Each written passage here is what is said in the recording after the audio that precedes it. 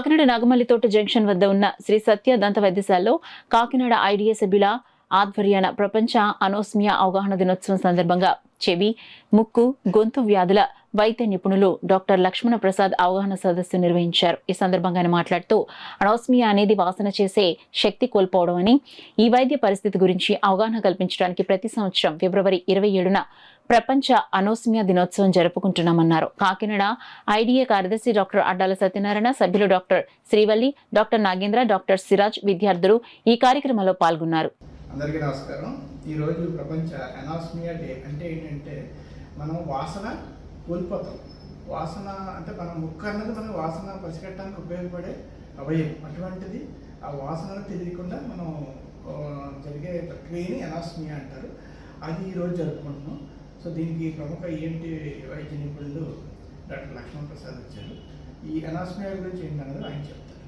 Allergy కారణాల వల్ల చాలామంది ముక్కులో పొర అంతా నీరు పట్టడం అది జరుగుతుంది. లేదంటే ఒక్కొక్కరికి పాలిప్స్ నీటికాయల్లాగా ముక్కులో వచ్చి ఉంటాయి. సో ఈ కారణం చేత చాలామందికి గాలి ముక్కులోకి గాలి పూర్తిగా వెళ్ళకపోవడం వల్ల శ్వాస అనేది పూర్తిగా ముక్కు ద్వారా ఫ్రీగా వెళ్ళకపోవడం వల్ల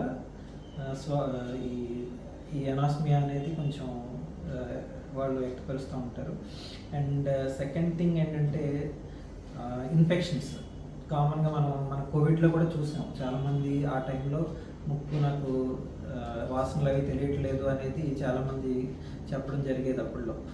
ఇవన్నీ అంటే కోవిడ్ అనే కాదు, చాలా రకాల వైరల్ ఇన్ఫెక్షన్స్లో కొన్నిసార్లు ఆ నరాలు అనేవి కొంచెం ఎఫెక్ట్ అవుతూ ఉంటాయి. ముక్కులోంచి బ్రెయిన్కి ఈ తీసుకెళ్ళే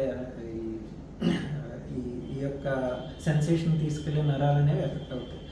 ఎఫెక్ట్ అవ్వడం వల్ల కూడా కొన్నాళ్ళ పాటు టెంపరీగా కొంచెం ఈ స్మెల్ సెన్సేషన్ అనేది దెబ్బతింటుంది.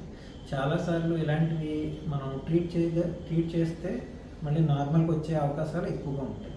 సో అందుకని మనం ఎప్పుడు కూడా ఇలాంటి కారణాలు, అసలు కారణం ఏంటనేది ఎవాల్యుయేట్ చేసుకోవడానికి మెయిన్గా ఏంటంటే ఇవి ముక్కులో ఎండోస్కోపీ ద్వారా మనం చెక్ చేసుకుని అక్కడ ఆ ఏరియాలో అంటే ఈ సెన్సేషన్ తీసుకెళ్లే నరాల ఏరియాలు ఎలా ఉన్నాయనేది చెక్ చేసుకుని దానికి తగ్గట్టుగా ట్రీట్మెంట్ అనేది చేసుకోవాల్సి ఉంటుంది.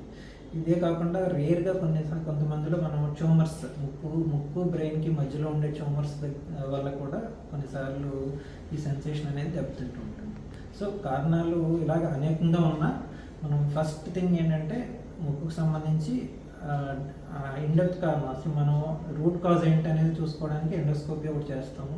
ఒక్కొక్కసారి స్కాన్ పరంగా కూడా ఒకసారి కొన్ని ఎంఆర్ఐ స్కాన్లు ఇలాంటివన్నీ చేసుకుని దాన్ని కరెక్ట్ జడ్జ్మెంట్ అనేది చేసుకుని ట్రీట్ చేసుకోగలిగితే మనకు చాలాసార్లు మనం మంచి రిజల్ట్స్ ఇవ్వడానికి అవకాశం ఉంది.